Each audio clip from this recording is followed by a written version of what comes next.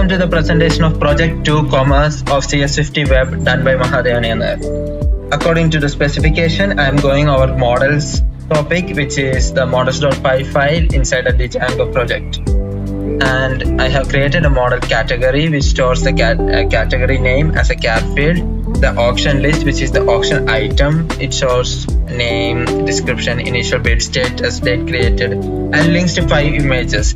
I'm also storing current largest bid, which is made as a decimal field, so it's easier to view in the active listing page. Then owner ID for the owner of the item, then watches for the watch list functionality, it is a many-to-many field. Then category winner are foreign keys.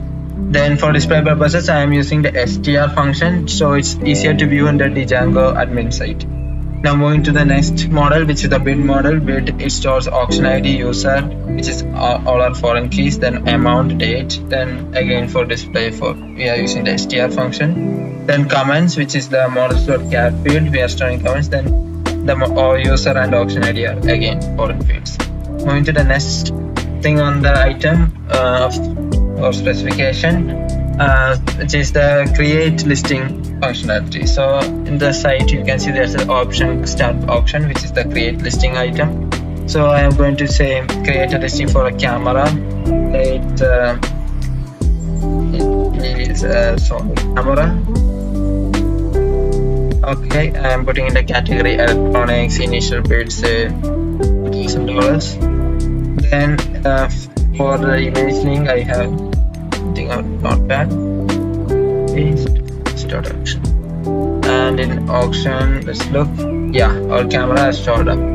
Then moving to the active listing page, which is the third item in the specification. Active listing page, the on-site page, as you can find from the URL, you can read it. It shows all the active listings here, and you can click and go to any of the listings. So let's go to some listing. Say it's more interesting.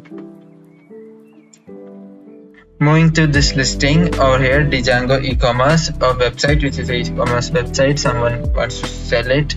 Then tools and services, under the category tools and services, seller is this person. Then description is also giving initial bid is 300. So I cannot bid less than 300. For example, I'm trying to bid 399. That shows amount is less. So let's bid for $350 and it works. We bid at $350. We have the ability to add comments like nice website. It's an example. Then for additional feature, I have enabled this delete button. Then we can add this item to our watch list. So if we added the item, let's go to the watch list. I have already some items here. The item we recently added to the watch list. So if we want to delete from watch list, the button turns to delete from watch list also. Then for the so if the user is the person who's logged in is the actual user, then say or the items actual owner, he can view the details. He can see who's leading the auction, what is the current bid, and if he's satisfied with the say the bid, he can close the auction. And you close the auction and the winner is displayed here. He can also add comments you want.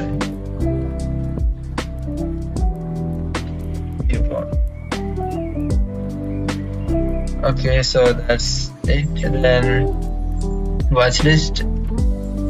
I can go to my watch list here, and these are the items. So if I don't want this Tesla to be my list, I can say delete item. Then say let's want this copy so in the watch list, add to watch list, and you can see the watch list. Then categories, you can see the categories tab. All the categories are displayed here. Say let's want sports. In sports, there's a football available for sale and it's already closed. Then Django admin interface. This is the admin interface. You can see I can add auctions here. Then I can edit auctions. Say simple edits like that. I can add watches. Then I can create categories. I can create comments. So that's all for the Django admin interface. And I can even give more permission to the users too. Everything is visible in the admin interface. I hope you enjoyed the presentation. Thank you.